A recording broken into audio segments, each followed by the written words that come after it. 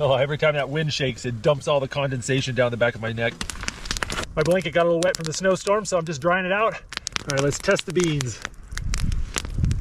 Nice and soft.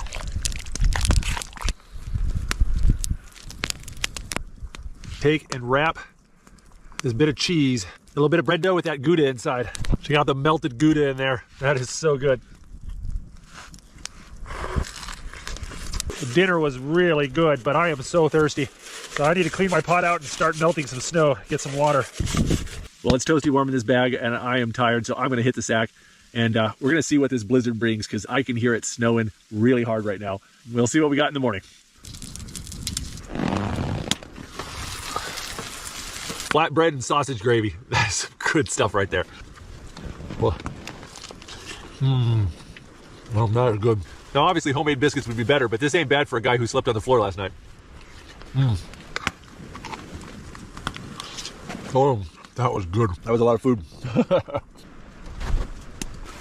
Oh. What a beautiful campsite. This right here is Prince William Sound, one of the most gorgeous parts of Alaska.